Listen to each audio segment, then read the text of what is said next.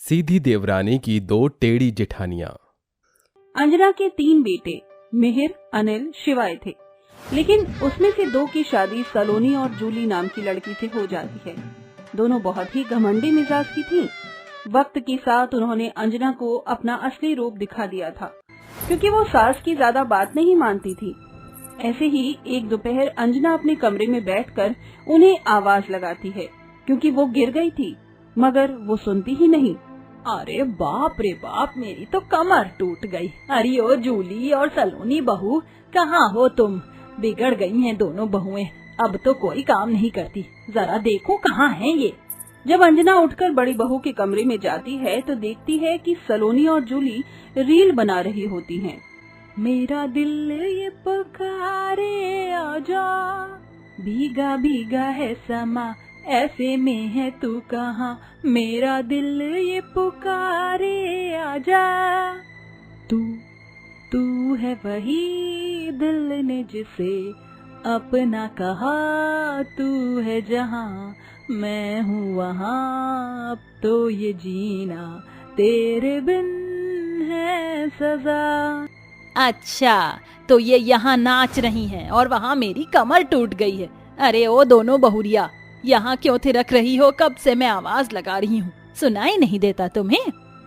अच्छा, आप मुझे बुला रही थी, हमने तो कोई आवाज नहीं सुनी, और वैसे भी हमारा गाना बज रहा था।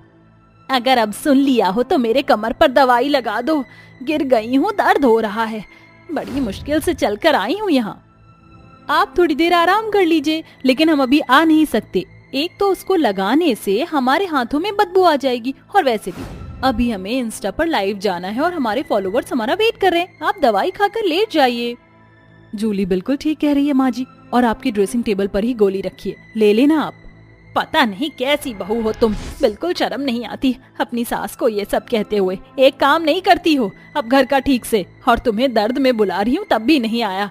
अब पता नहीं इंस्टा पिंस्टा क्या लेकर बैठी हो, लगता है मुझे अब तीसरी बहू लानी ही पड़ेगी। ये भी अच्छा है, करवा दीजिए आप देवर जी की शादी, कम से कम हमारा बोझ तो कम होगा। घर का काम करने का हमने ठेका ले रखा है क्या? बहुओं की बात सुनकर अंजना अपने कमरे में चली जाती है और आंखों में आंसू लिए हुए कहती है, कैसे दिन आ गए हैं, यकीन नहीं हो रहा।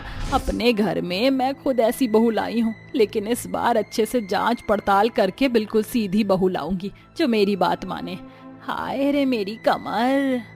अगले दिन अंजना पंडित जी से कहकर अपने बेटे शिवाई के लिए एक सुशील संस्कारी लड़की की मांग करती है, जिसके बाद पंडित जी उन्हें माया नाम की एक सुशील कन्या दिखाते हैं, जो कि काली भी होती है।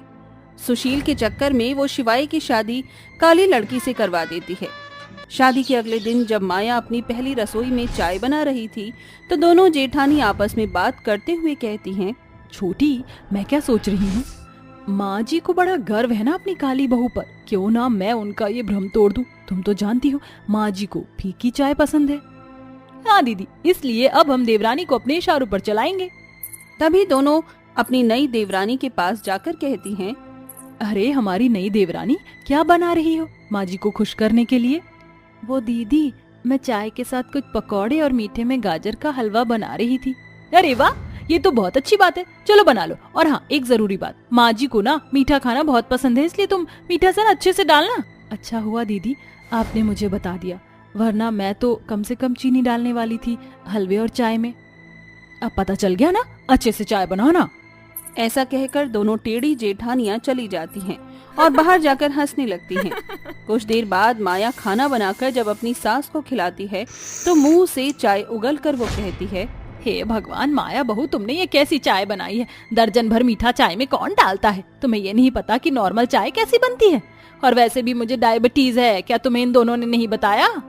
माँ जी आपको डायबिटीज है, पर सलोनी दीदी और जूली दीदी ने मुझे।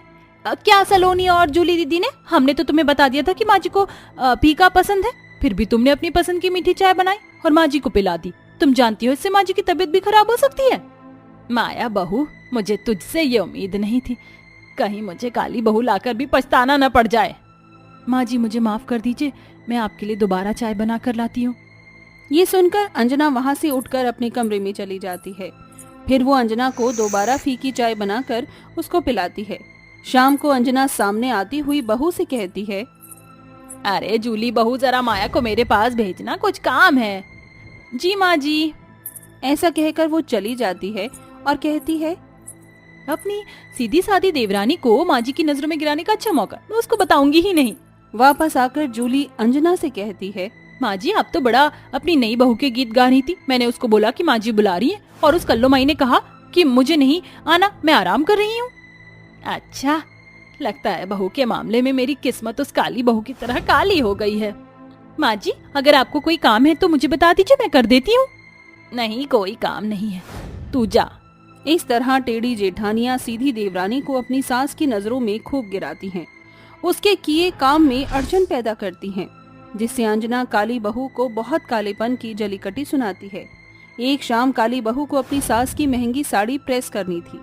प्रेस करने से पहले जूली चालाकी से प्रेस का गर्म होने का पावर बढ़ा देती है, जिसके बाद माया अंजना की साड़ी पर प्रेस रखती है तो वो तभी जल जाती है।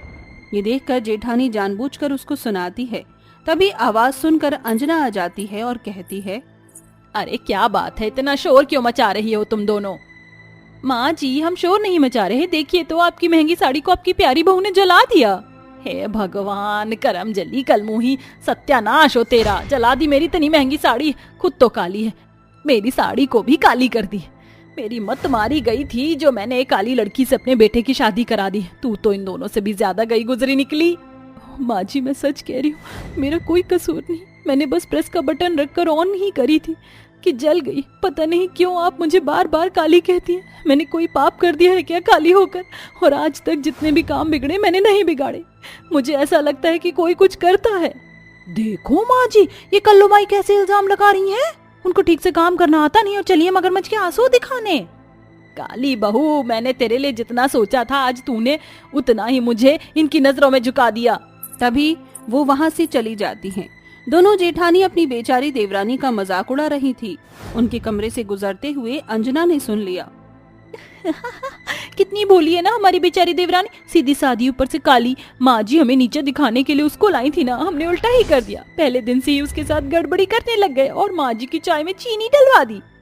माँ जी को देखा तुमने, उनकी जुबान कैसे बंद हो गई। हमारे सामने बड़ा आई थी अपनी बहू की तारीफ करने वाली। सलोनी, जूली, तुम दोनों इतना नीचे गिर जाओगी ये मैं कभी सोच भी नहीं सकती थी। माया बहू जल्दी यहाँ। क्या हुआ माँ जी, आपने मुझे बुलाया?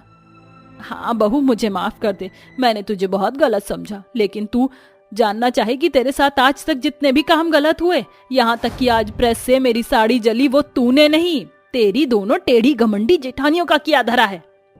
क्या माँ जी? क्यों जेठानी जी, आप दोनों ने मेरे साथ ऐसा क्यों किया? मैंने तो आपके साथ कुछ गलत नहीं किया। क्योंकि माँ जी तुम्हें लाकर हमें चुनौती दे रही थी कि तुम इस घर को अच्छे से संभालोगी, इसलिए हमने ये होने नहीं दिया। अगर तुम दोनों को जरा सी भी शर्म आ रही है और सब कुछ भुलाकर तीनों एक साथ खुश रहना चाहती हो तो माफी मांग लो अभी माया से, वरना मैं तुम्हें माफ नहीं करने वाली।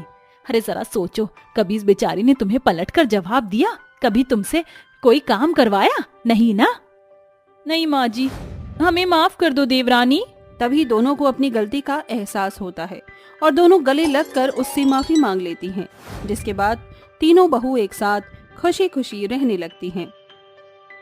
12 साल की हम उम्र 3 बच्चियां एक दूसरे के साथ खेल रही थीं। तभी चंदा के चोट लग जाती है तो दोनों सहेलियां उसके माथे पर फूंक मार कर चिंता करती हैं। ओहो, तू ठीक तो है ना पागल, आराम से खेलती। अरे जरा सी चोट है, कुछ नहीं हुआ, हम दोनों ने फूंक मार दिया है तो तू ठीक हो ही जाएगी। तुम दोनों कितनी अच्छी हो, ऐसी सहेली पाकर तो मैं बहुत खुश हूँ। बहुत भूख लग रही है गंगा, अपने घर पर ले जाकर आंटी के हाथ के आलू के पराठे खिला देना। हाँ, मुझे भी वही खाने का मन है। अच्छा तो चलो। ये कहकर दोनों बच्चियां गंगा के घर पर आ जाती हैं, जहां उसकी मम्मी सुलोचना उन दोनों को बहुत प्यार करती है और गरम गरम खाना खिलाती है, जिसे खाकर बच्चे खुश हो जाते हैं। तभी माही की माँ, जो कि अमीर और घमंडी थी, वो कहती है, ओहो, तुम दोनों यहाँ पर क्या कर रही हो? माही बेटा, ये क्या है? ये लोग इतने गरीब हैं, देखो कैसे रहते। कहीं तुम्हें अजीब गंदा खाना बनाकर खिला दिया तो तुम बीमार हो जाओगी। ये तो चाहते ही यही हैं। अरे नहीं नहीं माँ, ऐसी कोई बात नहीं है, आंटी बहुत अच्छा खाना बनाती है, अब भी खाकर देखो। मुझे इन गरीब लोगों का बना हाथ का खाना नहीं खाना, और तुम्हें भी नहीं खाना चाहिए। पता नहीं क्यों गरीबों से दोस्ती करती हो। और चंदा बेटा, अगर तुम्हारी मॉम को पता चला तो वो तुम्हें भी डांटेंगी। चलो यहाँ से। ओ, हमें जाना पड़ेगा। Bye aunty, bye Ganga. उसके बाद दोनों बच्चियां रोजी के साथ अपने अपने घर चली जाती हैं।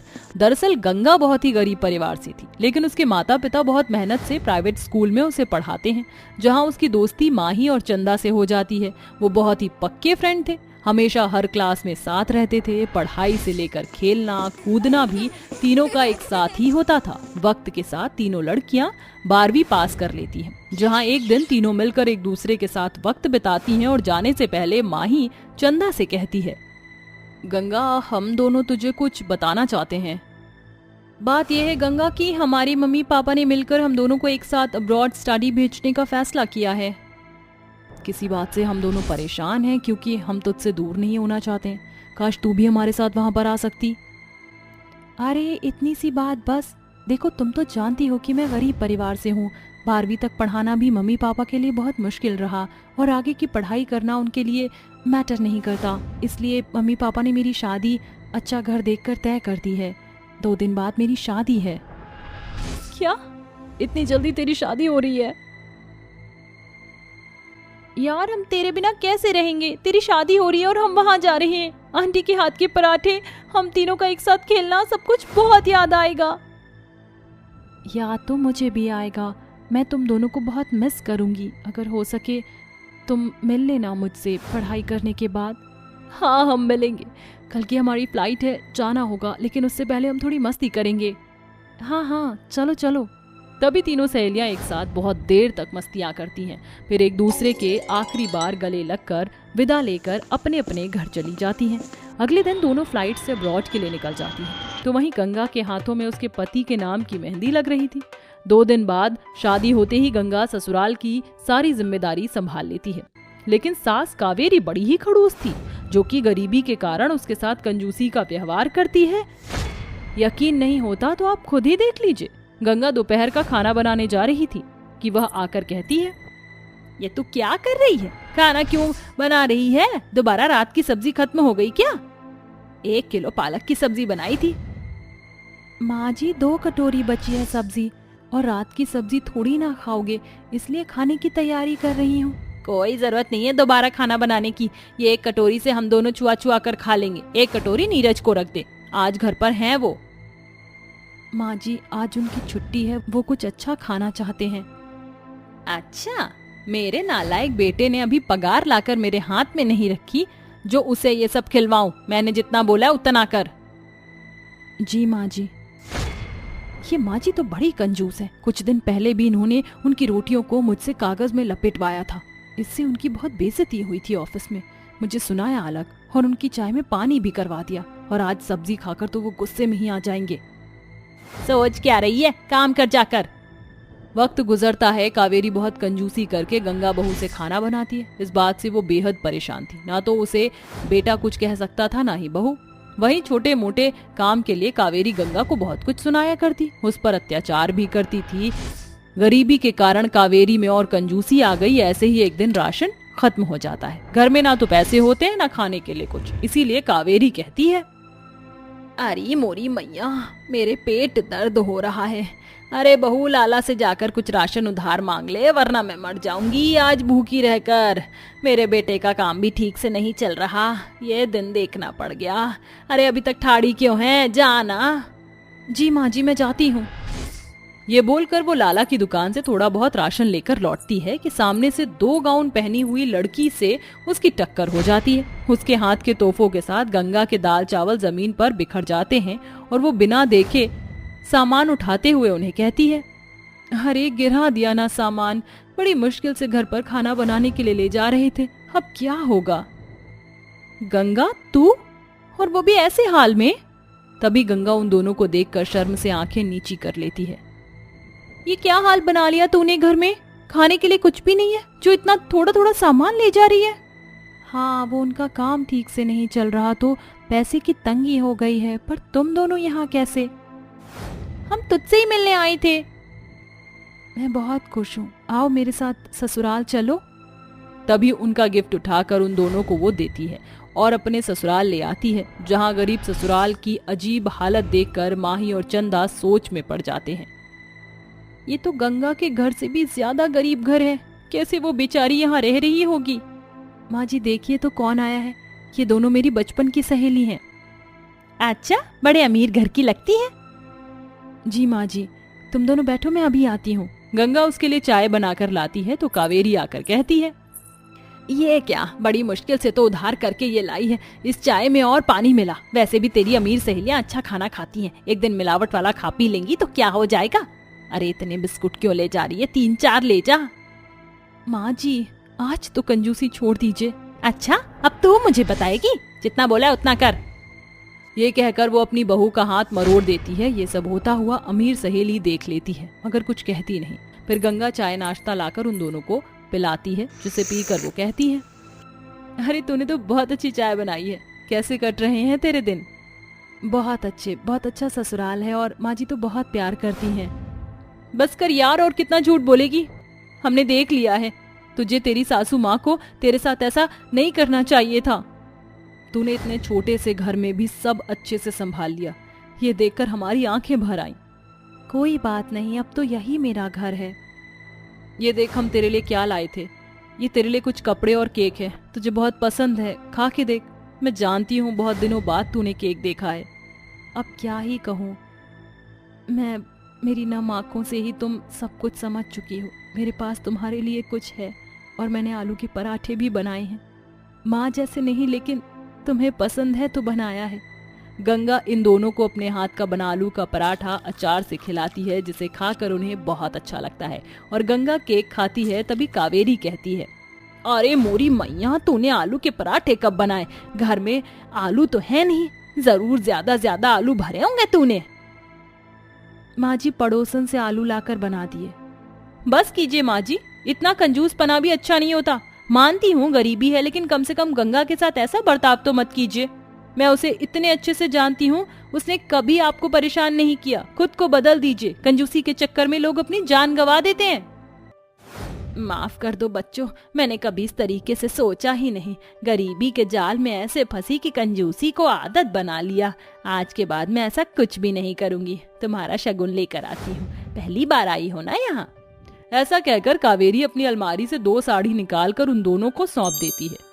वहीं दोनों अमीर सहेलियां उसे कुछ पैसे देकर चली जाती हैं, जिससे उसका पति एक नए काम की शुरुआत करता है। कुछ महीनों बाद पैसे आने लगते हैं और उसकी घर की स्थिति बिल्कुल ठीक हो जाती है।